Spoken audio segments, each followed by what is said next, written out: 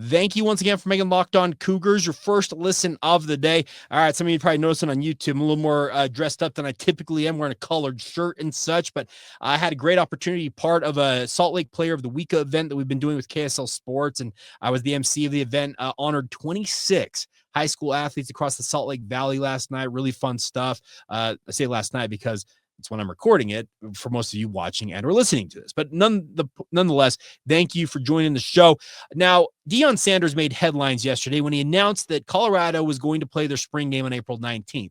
He has been very straightforward about he likes a spring game, but he wants to play it against a different team. Speaking of another college football team, he wants to follow the NFL model. Obviously, the NFL during the summer months, during training camp, allows NFL teams to have what they call joint practices. They practice multiple times over a 3 or 4 day period, and they can finish it off if they so desire with a true scrimmage-like format. Now, most of the time, you hear about fights and all kinds of other hijinks coming out of these NFL practices, but it's effective because it allows teams to go up against another team where they're not butting heads against the same guys day in and day out, and they get a better feel for maybe how much progress or lack of progress they have made as a franchise.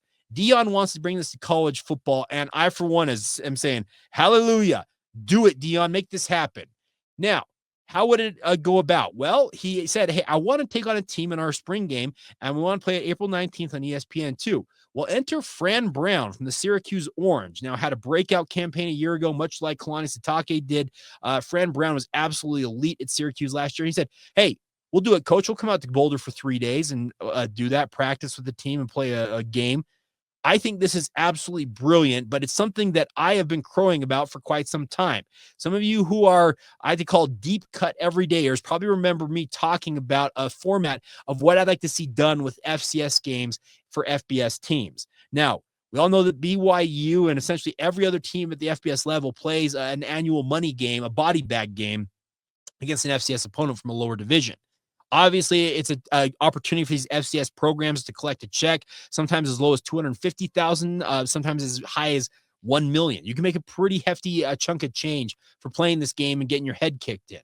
I have long advocated that these FCS games should be moved to the spring and should be the spring games for FBS programs. Because if what Deion is talking about, you're not going to put your star players at risk. He is not going to toss, and obviously Travis Hunter's no longer there, but he isn't going to toss Travis Hunter into the heat of a moment when it comes to a spring game like that and risk injury to this kid. An FCS game offers the opportunity to, A, have that competitive game that fans all want at the end of spring because it whets their appetite, obviously during a long stretch of the offseason. But at the same time, you could play your 2s and your 3s, guys who have been working their absolute you-know-what's off all camp long, trying to prove themselves. We'll let them go against an FCS school, which is probably more their level of caliber of player, and show what they're capable of to the coaches in a true, at least scrimmage/game-like scenario. I see little to no downside with this. I think the FCS teams are still going to get paid because obviously you'd have to still pay them to sign up for this. You'd probably have to sync up your spring calendars with that FCS opponent, but that's easily done. In theory, BYU could call up a Utah Tech, a Southern Utah, or Weber State here locally and say, hey, guys, we're starting spring ball, in this case this year, February 27th. We plan to have a spring showcase event, a game, or whatever they want to call it, at the end of March. You on board? Get your schedule in order, and we'll see you guys in Provo at LaVell Edwards Stadium on March 27th, 28th, whatever it is, that Saturday. That would be awesome because, like I said, it gives the FCS teams the money they're looking for. It gives you a true game-like atmosphere to see how your players, A, have progressed or not, maybe not have not progressed in that spring camp. Because I said earlier this week on the podcast, this scrimmage that BYU had earlier this week, it is a major opportunity for guys down the depth chart to assert themselves and show the coaches, I need to be on that 105-man roster when you cut it down. It's going to be a really, really sad day for a lot of guys in the coming days, weeks, and months when these roster cutdowns are imposed on these college football programs from 123 men to 105-man rosters. That opportunity to play in a game-like format could be the difference between some guys making that roster and other guys being told, hey, thanks, but we don't have space for you on this year's roster. Let's see if we can find you a better spot via the transfer portal.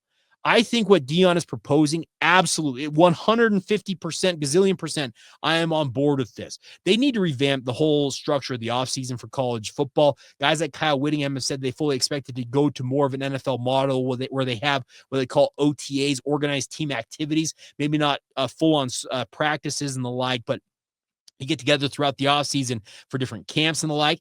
And if you can have a spring game format against a true opponent, an FCS opponent, I think it would be absolutely in BYU and every other FBS program's interest to do this because it, would get fans in the stands. I don't care. I know the FCS teams maybe not the most appealing thing, but in the dry run of the offseason, wouldn't you take any BYU football, true BYU football over no BYU football? Am I wrong about that? If I am, let me know in the comments. I think this would be an absolute home run because it saves us the doldrums of watching these body bag games. In the case of the SEC, at the end of November, right before a rivalry week, where they're beating Towson or the Citadel 77-0. Those games, nobody has fun. I have sat through a gazillion of them covering BYU over the years, and I can't say a single one of them to me has ever garnered much interest from me. I know that the Portland State game in 2017 was the proverbial canary in the coal mine that pretended what was going to happen during that awful season. Great. Did I enjoy that game? Nope. Have I enjoyed any other FCS game? Nope. I think the way to handle it is to move those to the spring because I think I would myself handle it better then because there's some football versus no football. And then obviously you could have 11 or 12 true FBS versus FBS Power 4 versus Power 4 type games during the fall that would garner, I think, far more interest and obviously generate extra dollars TV wise and the like because you have those type of opponents on the schedule versus a dog. So, yeah, Coach Prime, you've got my vote. Random podcaster in Salt Lake City, Utah. Yeah, I got you back on this, but I do want to tweak it a little bit. Now, they're going to let you play FBS versus FBS. Go for it. Go get a Utah State down here. Let's get a Boise State. Let's have some fun with that. But I think in the best interest, obviously, I think appease all parties, make it the FCS game. And that I think would be ideal and would provide everything that Coach Prime is looking for, but also gives the fans a reward for their loyalty through a long off season. All right, coming up in just a moment, we're going to talk a little more BYU basketball. It also involves BYU football, but some interesting comments coming out of some conversations with certain coaches this week here in the Beehive State that deal with BYU's NIL funds. What do they have to say, and why does it impact BYU, and why do I frankly think that BYU should be just absolutely sitting back and chuckling? We'll get to that next right here on Locked On Cougars.